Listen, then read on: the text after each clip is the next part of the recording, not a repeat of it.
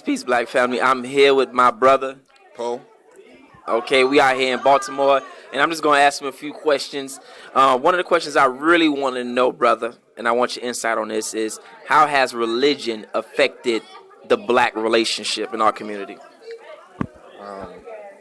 Well, without trying to beat up on the family, religion has definitely affected our relationships due to the fact that just like you hear so much in the community, they say, I'm just going to wait for God to send me a man. Mm-hmm. God going to send me a man. Mm-hmm. Well, you're going to be waiting forever because you look into an imaginary person. See, the person you're looking for is right here. See this good brother right here? Sisters?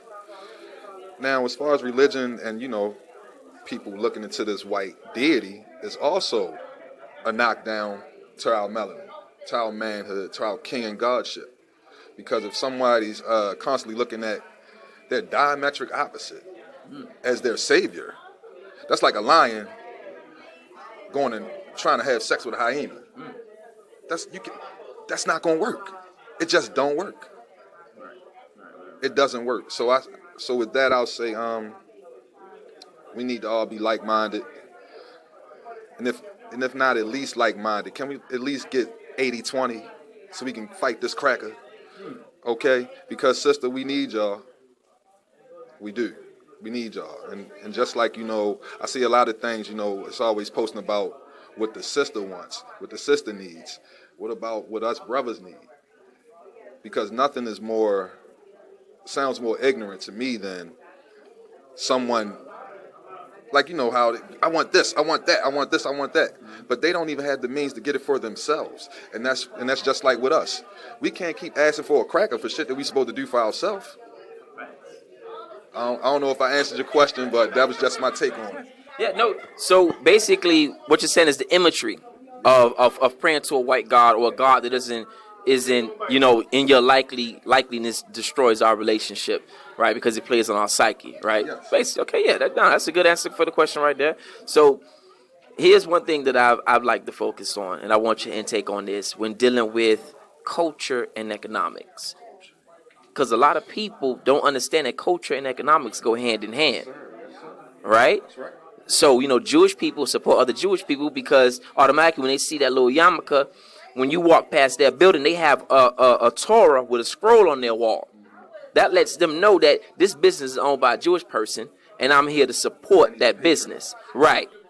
So within our cultures as Africans, we have so many different groups, right? Let's say Aboriginals who don't want to be African, Hebrew Israelites who don't want to be African, African Americans who don't want to be called African Americans, just want to be called Black Americans. Or just American. Now my question to you is, brother, how do we pull those resources together and unify? And I know people don't like to use the word unify because they say, how can we unify with people who don't identify as being African? How can we economically unify with one another?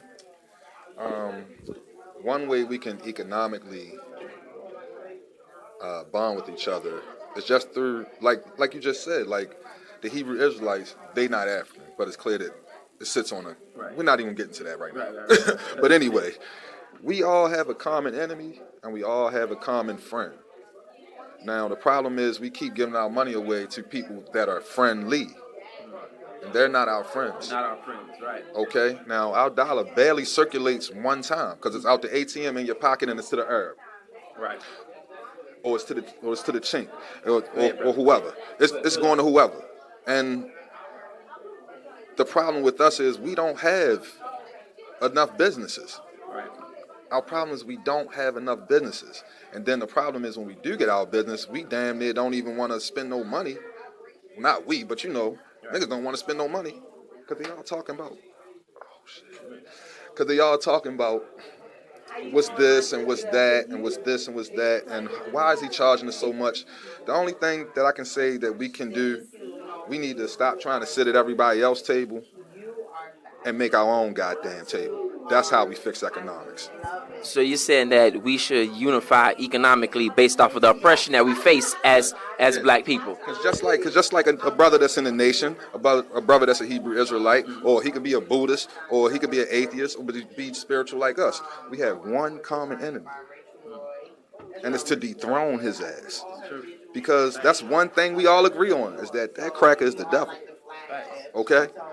And we can agree on that, but we can't agree to spend money with each other. Something's wrong there. Something's wrong. Listen, I appreciate the time, brother. I appreciate the time. I appreciate the bill. Anything you want to add to the people? Anything you want to give to the people? Black power. That's it. Oh yeah. One more thing. We have to stop leading in anger. We have to lead in love. Touch on it. We have to lead in love, because when I first woke up, we know it's just like a crackhead when he first getting off crack, and all he want to do is show people Jesus, right? That's what he want to do. That's what he failing. He's leading in love, he thinks, but really he's aggressive and angry because don't nobody want to hear him talk that shit. Okay? Now, me, myself, I had to learn to stop leading in anger, because you could have a message, but if you're constantly talking down to somebody, like they can't come up like you, because I'm from the street, like, I mean, I ain't always been this. You got to lead in love. If you're going to be a revolutionary, revolution in love. If you're going to kill a cracker, kill him with a smile. We got to lead in love. Let's stop leading in anger. And there's two things that we get mixed up a lot in this community. This is why people think, oh, y'all do is build and debate. That's passion, not anger. Now, if you had something up here, you know the difference. So that's my message, man. Lead in love and not anger, and we can beat this cracker. Black power. And elaborate on that. When he's saying lead in love, he's saying don't bash African people because they don't know what you know. You know, a lot of times within our community, when we get a little bit of information, the cracker is still deep down inside of us. So we start feeling, you know, that we're above the people who don't know what we know. So when he's saying lead in love, he's not saying accept white people and start multiculturals. He's saying be more patient with your people and teaching them and understanding. And it's certain, sir, brother, I appreciate the time, brother. Good bill. I appreciate it. We out here in Baltimore, man. Building today, man. Building. And I'm coming down to Miami. And he coming out of Miami, and I'm gonna show him a good time the way he showed me a good time in Baltimore. Facts. Peace, black family. Who am I here with today? Barbara Asha AC. I'm sorry? Barbara Asha AC. And where are you from, Barbara? From Ghana.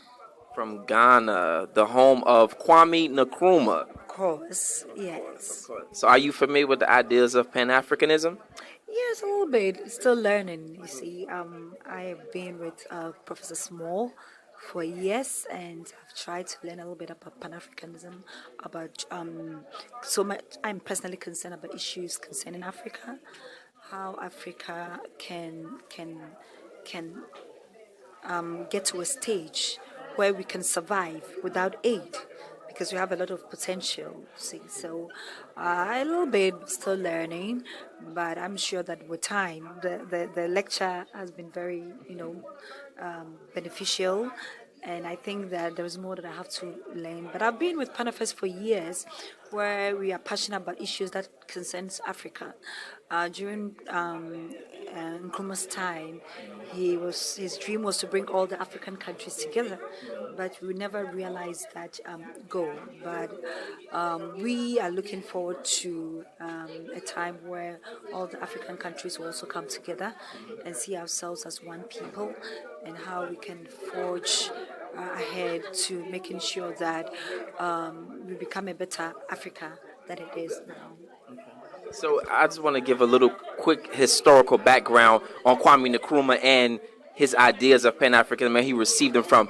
Kwame Nkrumah was a big Garveyite, right? Even to the day, if you look at the Ghanaian flag, the black star in the middle represents the black star line that Marcus Garvey created when he was here in America. Are you aware that Kwame Nkrumah had a decree in the first declaration that said that any African within the diaspora that wanted to come back to Ghana, they would receive free citizenship? I think I have to read a little bit on that. I know he had a lot of ideologies, but I'm not too sure about this one. So probably I need to do a little bit of research on some of his ideologies. And actually, at the inauguration of Ghana, Martin Luther King was actually there, invited by Kwame Nkrumah, and his whole message was to bring other Africans within the diaspora back to the continent. Can I ask a question in the rest is why throughout the years it hasn't been so promoted to bring back Africans within the diaspora? Well, I think it depends on the leadership. See, we have different governments coming and then going, and each government may have its own ideology, policies that would probably want to implement. So I know that this government is passionate about bringing our brothers and sisters in the diaspora to Africa.